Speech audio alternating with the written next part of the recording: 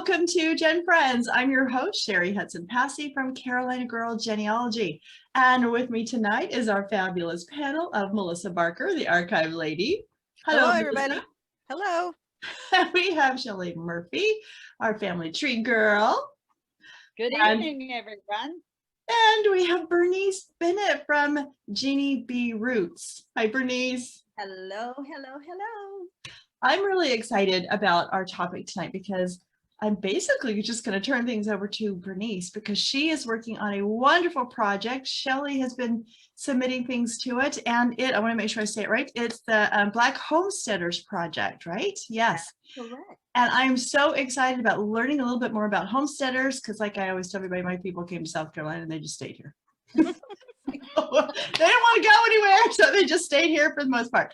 So I'm really excited about learning about homesteading and this project that you've started, Bernice. So I'm just going to turn it over to you to take it away. Okay, well, thank you very much. I'm going to share my screen, and I'm going to start talking, everybody. Okay, so as you can see, the heading is Searching for Descendants of African American Homesteaders that Obtained Land under the Homestead Act of 1862. Now, for those of you who don't know anything about the Homestead Act, I'm going to say a little bit more about it. But we're looking for descendants so that they can tell their stories and share those stories on the Homestead National Historical Park website. And this is what the website looks like. And they have had a Black homesteading project for quite a while. However, that project has focused on the Great Plains, but there are homesteaders all over the place. So let me just take you all through a little history lesson. This is, of course, Abraham Lincoln. And Abraham Lincoln signed the Homestead Act of 1862, of course, in 1862. It went into effect January 1st, 1863. Now, what's exciting about this act is that individuals who could apply had to have a certain criteria. First of all, you could never take up arms against the United States. Former slaves and women could file. You had to show evidence of improvement, and you had to be over the age of 21. And there's a process involved in this. First, you had to file an application. You had to improve the land, and then you had to go back with proof that you did everything they said, meaning lived on the land for at least 5 to 7 years, and then go back with witnesses to attest to the fact that you did do what you were supposed to do, which means you met all of the criteria to become a homesteader. Now, when you look at this map, look at everything that's brown, okay? Everything that's brown is public land, which is homestead land. So those individuals in Texas and the 13 original colonies, you would not be able to find a homesteader in those states, but everywhere else you would.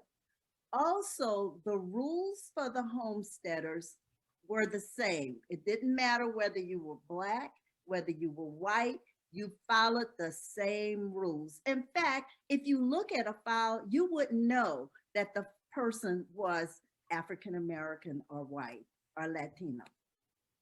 Well, this is what an original land patent looks like. And this is the original land patent for my great-great-grandfather, Peter Clark. In fact, this patent is at the home of one of my cousins right now. I wish I could say I had the original in my hand, but I do have the copy. So this is what people will receive. But I want you to understand something. This is the end of the process. I want to take you back to the beginning of the process. So this is my ancestor, Peter Clark. He's sitting down, and this is his son, Moses. And To apply for the land, you will find that there are land entry papers, and these papers are located at the National Archives in Washington, D.C. As you can see on this particular folder, a flap, a piece of paper, Peter Clark applied for this land on April 25th, 1887, and he had to pay an $18 filing fee. I want you to understand this is a filing fee. He's not buying this land, but when you file, you have to pay a small filing fee. Now, with this application, as you can see, Peter Clark stated, "I am a native citizen of the United States and over the age of 21 and head of the family." Of course, this is consistent with the guidelines that you had to be 21 and older. As you can see on here, April 1887. Now, there's several documents that you will find in the land entry paper. And this is information that the claimant had to respond to. So Peter Clark, this is Peter Clark's explanation when they ask him, what is your name, your age, and your post office? Peter Clark was 38 years old. He was born in Louisiana. He's describing the land, and they want to make certain, is this the land that is this the identical land that you applied for? Then they wanted to know, when was your house built on the land, and when did you establish actual residence? Well, as you can see, Peter Clark said, my house was built and I established actual residence on the land over 10 years ago. So if a census was missing, let's say the 1890 census, what do I have here? I have something that's given me a time frame, 10 years ago. And he had a dwelling, an outhouse. He cleared 5 acres of land, and the value was $105. And then they wanted to know, well, who's living on this land with you? My wife and 4 children. And we have lived on there continuously since first establishing residence. And then there are more questions. Just adding more to the story, I was thinking, you know, you find they had land, but look, now you're getting all these things that give you more for their story. You can envision them living there. Yes, yes. I mean, and look, he's talking, you know, what is the character of the land? Piney woods, most valuable for farming when cleared. Now, just think about this. You're going to apply for land that's going to require that you settle that land. You have to do something. You have to cultivate that land. You can't just apply for this land. You have to really live on it. And when you talk about clearing 5 acres, you had to have somebody helping you. You had to have farm tools to do all of this. This is really a huge task, but we have people that have done this. Well, Peter Clark then had to go back to the land office. By the way, the land office was located in New Orleans. And he had to state that he had individuals that would serve as witnesses to attest to the fact that he did do everything that he was supposed to do within the guidelines. So he named these people. So now you talk about the fan club. Well, now I have the names of individuals that assisted Peter Clark, or at least were willing to go forth and serve as a witness for him. And of course, I couldn't just see those names, folks. I did study every last one of them. I know that Marshall Douglas was a member of the United States Colored Troops. I know that Charles Baptiste served as a witness for my grandmother when she got married in 1913. I know who Henry Tinkshell is, and Alfred Robinson, and Ida and Robert Benefield. By the way, Robert Benefield was the editor of the newspaper. This is what you start finding when you get something like this. You want to find out more, right? But you also will find that the names of these individuals is placed in the newspaper. And this was 1894. So this is several years later, because see, he's getting close to that final proof. And final proof means that you're putting it in the newspaper now. And this is running in the newspaper for several weeks. And the names are there with the witnesses. Well, when it came time for Peter Clark to go in for the final testimony, he didn't have the money. And so this is a document, it's written that he did not have the money to make final proof, that he had lived on the land in good faith for over 10 years. It would work a great hardship were he deprived of his entry. Bottom line, Peter Clark did receive his land patent, and this is the patent that he received. This is the patent that many of you will see on Ancestry.com, or you will see at the Bureau of Land Management. So let me take you through what the Bureau of Land Management is all about. This is what this site looks like if you want to find out if your ancestor owned land. Let's say you're looking in the census and you see O for owned land, and maybe they were a farmer.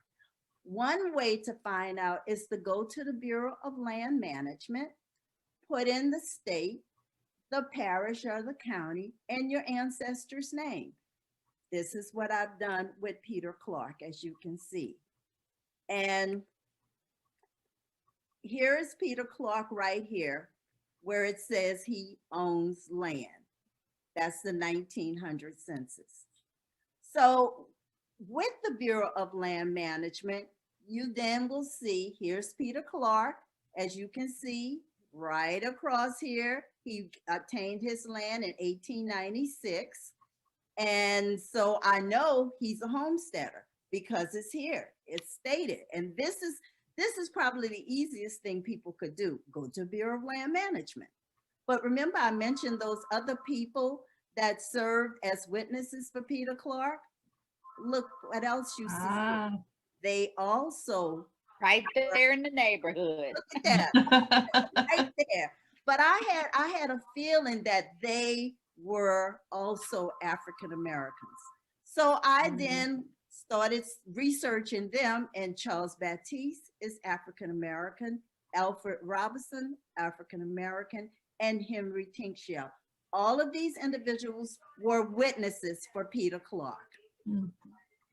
You can also find that Peter Clark has, his name is in a tract book, and you'll find that on the Bureau of Land Management site. So this is Peter, and here he is. And this whole story is written in the book called Tracing Their Steps, a Memoir. And I just take everyone through my own journey as told by my grandmother that her granddaddy, Peter Clark, owned a lot of land. And that's where I really got into land. So I'm very passionate about helping people find land. And Bernice, I'm going to interrupt you just for a second, just to say Bernice is very humble about her book and modest about her book, but it is an award-winning book, and it is a really good book. So we congratulate you on the numerous awards you have won for this book. So go out there and get it. It's fabulous. Thank you, thank you, thank you. I'm just really excited about the awards and the fact that this is a book that's telling the story. And so with that, I would like to see other people tell their stories too. And so a Facebook page has been established called Descendants of African American Homesteaders. At the time when I did this screenshot, we had 77 members. Now we have over 100. But the goal is to get as many individuals as possible to start telling their stories. And this is a story by Angela Walton Raji of her ancestor, Louis Mitchell Bass. But we also have another person who has just posted her story, and that's Dr. Shelley Viola Murphy. It was just posted last week.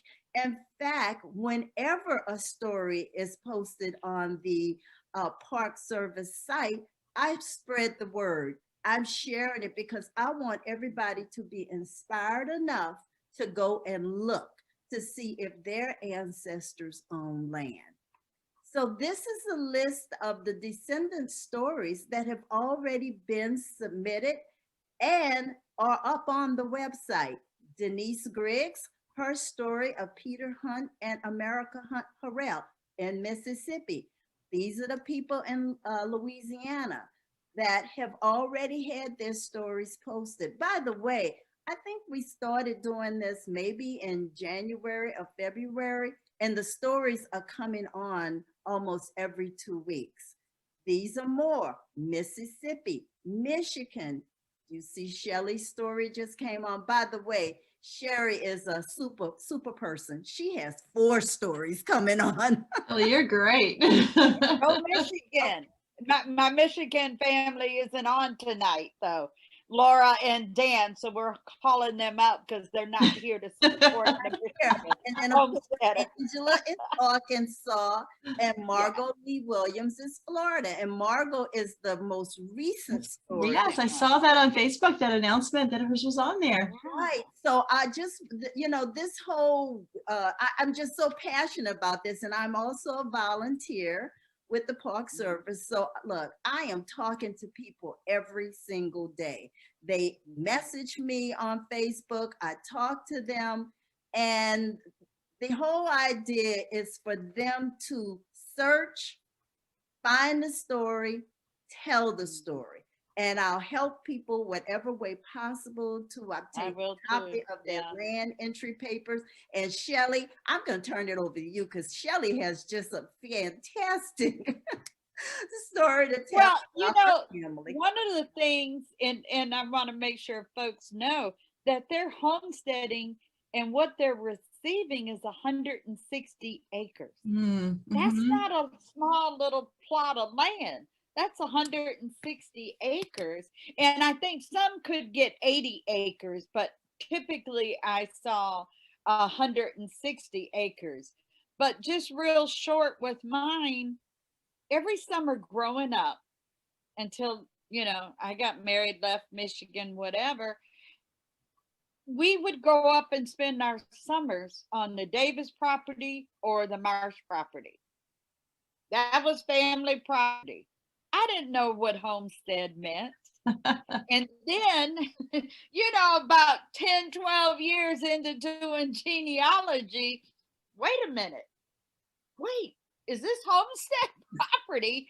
I just didn't know. That was where, hey, like I tell them one of the stories on the Marsh Farm in Manistee County, Michigan, that's where I learned how to milk a cow, feed the chickens, do the garden, and the whole 9 yards. This is the city girl having to go to the country. And that's where all 5 of us kids, we also had to do the picking. Michigan's known for, apples and berries and stuff. And so there's an orchard on the Davis farm. Right next to it was an orchard. And so, they would bring my workers up, but we also went and picked, and it was for us actually. And so, they still do that. And then over on the Davis property, the Marsh property, that was an operating farm. I mean, they had wheat growing, they had fruit trees, and some of the fruit trees were seeds that my second great grandmother brought from Virginia, which is now West Virginia. And it was certain apple seeds. So, I had to go find out what the name of the apples were. And there's one pear tree that is still there. And it's always been there as long as I can remember. I don't know if it's the original one. Yeah. And one last thing to share on the Marsh one. And this is part of the story when it comes. Now, George Marsh was a former slave. He marries Mary Goins, who was freeborn. They leave Virginia, aka now West Virginia, right after the Civil War and head stop in Ohio. They're there a couple years, have a baby there. Then they're heading up to Michigan. But en route, they meet the Leonard Reed family. That's a white family coming down from New York. And they homestead. The Reed family already had put in their papers and application. And so I'm going to make an assumption here. He just said, come on, George and family, George and Mary. And those properties are still there. And the Reed family, their generations are still there. So those two families, and just think about it, we're talking about right after the Civil War, one coming out of Virginia, one that was a former slave, and then you got, I'm going to say, white folks coming, actually it was Canada, New York, and into Michigan. So, and they're still friends today. And we have original 30 acres of the original homestead still in the family. And I don't know how many acres they still have, in the Reed family, but they're still planted there. So yeah, it's just a nice story when I realized, wait a minute, that's homestead land. Shelley, it's the value. Is the land, when you read the description, they had to prove, right, that they had improved on the land, and they had to say what was on it. Are those orchards listed? Are there, do you read that description and go, oh, this all started from then? You do. Oh, and in the story that we write up, it tells you exactly what was on, what they said for the improvement. So the Marsh family, I might get the houses messed up, but it says it's a house, 2 windows, a door, shingled roof, and it said hardwood floors. And they said exactly what they planted. They had to have a barn, so they built a barn. And then the Marsh family planted 1,000 strawberries. Oh my goodness. That's what it says, 1,000 strawberries. Can you still get strawberries here today? That I don't know. Okay. We go by and they let us come and visit and stuff, to go by. The original house, part of it is still there. And of course, it's all been remodeled and they've added on to it. So we're talking 18 for the Marshes. They put in their application and got their certificate like 1870, 71. Wow. The Davises put in theirs in 1863. Wow. They got theirs 5 years later. So it's really been interesting going down here. Yeah. And of course, reading about Peter Clark, because I know about Peter too. It's been good. I think it's worth people taking the time to find out if there's been land in your family. Did they get it from military service or was it homestead? Yeah, exactly. And that's the interesting thing, that some people will say, well, my family's been on land for forever, but they don't know how they acquired that land. And I just want, and I don't know if I said this in the beginning, but the Black Homesteader project, I mean, it has been around because they have the Black Homesteaders of the Great Plains. They documented the various colonies, right? And so this is a way of us expanding throughout the United States and getting other descendants. There are millions of descendants out there. Sure. And it's just time for the descendants to come together to start telling those stories. That, and when I think about the Black homesteader and a formerly enslaved person, what did land really mean to them? I mean, if anybody understood land. Sure. I don't know if I can comprehend that one. Yeah. Land. So to get that land, that was the American dream. Absolutely. In addition to education, of course, you wanted freedom. You wanted the ability to practice the religion that you practice, but you had that land. That was important. Exactly. And it's one of those things that I want to just say it over and over again. Search for the land. If you don't have the story, go back and do your genealogy and then look. If you see someone own land or they were called the farmer, just go and look to see if they're on the Bureau of Land Management. Do they have a patent? and then take it from there, because you will want to get the land entry papers. When you see the patent, you're seeing the end of the process. You need to go to the beginning of the process. Back to the beginning. I've got receipts, and the actual receipts. Oh, You got copies of them, of the $12 and the stuff that they spent. $12 in 1860. I was going to say that's a lot of money. That's a lot of money. And actually, the Davises own land in Pennsylvania, which is a whole nother story, because she was born in Richmond in 1825. And her father, and she's mulatto, and her father was from Scotland. So we got to figure out what's going on here. But somehow she gets to Chambersburg, and I think her father was a slave trader. Maybe. And they sent her and her brother to Chambersburg or Franklin County, Pennsylvania. And she was only like 14 or 15 years old. But this Mennonite couple gave her, she's not married yet, 11 acres in Chambersburg, Pennsylvania in the 1840s. She has a baby. First son is illegitimate. Then she marries William Davis.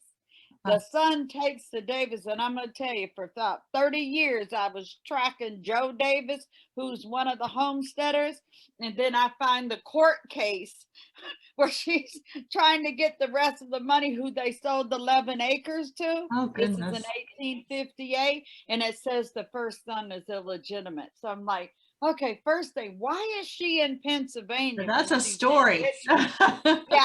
So I haven't figured it out yet. And I might not ever, and just keep telling the story with all the questions.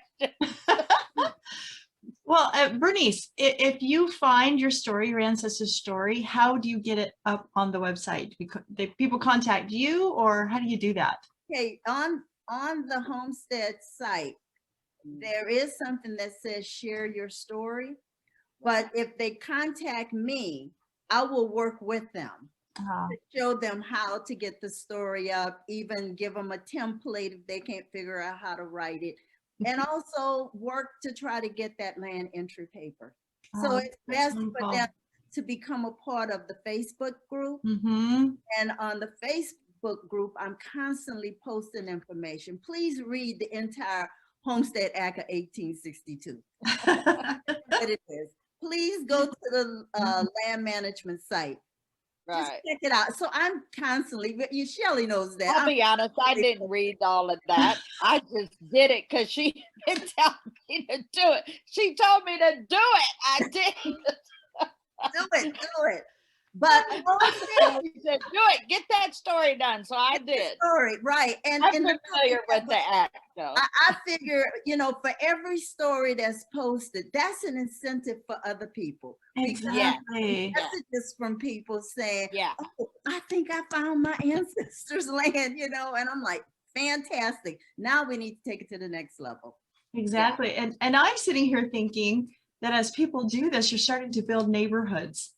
Yeah, you're seeing the community. Yeah, you're building that community, and you can see who lived next door to your family. What did they have? What were they seeing when they walked out the door? Their own property, but what was next to them? Who did they go borrow milk from? Who did they? Well, and you got the witnesses. Yes, exactly. Exactly. But I'm just thinking, if everybody gets their story on, it's going to build all those communities, and that's even more information for you to have about your family. Yes, and I like the fact that we're getting stories from different states. So it's not just Louisiana. I mean, as I shared with you, Mississippi, Arkansas, Michigan, Florida. I love it. 3 stories coming on from Alabama. So, that's just how exciting it is. As you can tell, I'm really excited. Well, it is an exciting project. And I think, if people like you don't get behind these projects, people don't know about them. You're out there educating people that would never have thought to look for homesteading records. I know, Bernice, that you stated in your book when you were looking for your ancestors, you never thought that they would be homesteaders. No. So it was a shock to you. Not at all. Not at all. And then I'm like, oh, wait, because my grandmother did tell me. she said her granddaddy owned a lot of land. Now, hey, what do we do with That's all she that? said. That's all she said. She said where it was. Yeah. Yeah. She named her grandmother because she said she was named after her grandmother. So my whole goal was just to verify her story. Right. And by verifying her story, I discovered the homesteader. Yeah. And then I discovered all these other people that were homesteaders Mm-hmm. that served as witnesses. Was there any marrying with the other people? Do those families connect at all? Absolutely. I mean, that's community. That's community research. You marry who you live next door to back in those days, didn't you? Absolutely. Oh, wait a minute. That's the husband. all kinds of relationships. Yes. I mean, Peter Clark's daughter married Charles Baptiste's nephew. I mean, I just all. Not to mention but this is, but the one thing, even though this is specifically towards Black people, this project, the land patents and getting homestead property is everybody. It's federal. Exactly. So you can't tell who's in those, just like Daughters of the American Revolution, when they're handing out pensions, it doesn't say colored or any of that. So you don't know. And I'm looking at land patents. If you're going to do anything, and I'm going to say Virginia, you have to use land patents if you go into the 18th century or even the 17th century. You have to go find the land patents because that's all that's pretty much out there unless it's a court case. You go, and this is the land patents that is still a deed of the transfer of land, similar to what the well, it's government, federal, but it's very similar. But I'm talking the 16 and 1700s, people buying land, and they called them land patents back then. And so it's like, or it was military getting a bounty land for their service. But I would encourage everybody, go find that, because you know what? There's nothing like owning your own property. Oh yeah. And it adds to your genealogy. It adds to your family story. Even if they lost land, they did get the land. And you have to be able to say, if there was a point in time in my ancestor's life where my ancestor owned land. And they were proud of that. Absolutely. Absolutely. Are there any other last points you want to bring up? Anybody, or questions or anything like that? This is so exciting. Like, I mean, my people just stayed in South Carolina. I had one that got land bounty in Kentucky, and he didn't like it, and he walked home. So, and he walked home. He walked home because he just, so I very few went farther than South Carolina. So I don't know if they were just not motivated. I don't know. Maybe they didn't have $18. I'm sorry. Go ahead, Shelley. What were you saying? I said, I'm just creeping into South Carolina for research. There's so much to learn. Absolutely. Anyway, I appreciate the stories. Well, I just want to encourage people to go to the National Historic Park Service site. Yes, we'll have the link and to the website, look at some of the stories on the website, and also join the Descendants of African American Homesteaders Facebook page. Yes. All those links will be on the post. Start talking. Exactly. Absolutely. It will help, because I'll help too. If people need help. No, I'll help too. Just I went through my 4, so I can write it up now. Yeah, she's experienced. I can write it up now. Yes. And I'm writing more stories because I can't find some of these descendants, but I found the records. So I'm writing stories for, hopefully a descendant will discover them. Oh, I love that. What's interesting is in both of the files that I've done for the William Davis and Joe Davis, but also George and Mary Marsh, they are believed to be the first people of color to homestead in each of their counties. And so their witnesses were all white. And speaking of George, who was formerly enslaved, it was the white families, besides the oral history that came down through, our family, was the white family sharing, because they heard and knew of George Marsh and Mary Marsh. She won pies at the county fairs, awards for that. But you know what I'm saying? They shared stories and knew.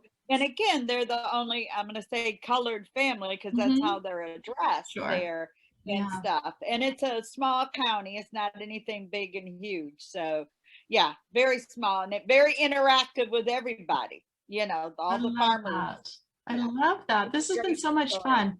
I always love learning about new projects and new records that I've looked at for others, but not for myself, because so far I haven't found anybody that was a homesteader. Maybe, you never know. You never know. It could be, a cousin, distant cousin or something that I might run across sometime. But Bernice and Shelley, thank you so much for sharing your stories. Bernice, this is a wonderful project. And we'll have the links to everything so everybody can get on there and look at it and get some help and get their stories up. So we'd also like to encourage those archives and archivists and stuff to have a little small program that could help people.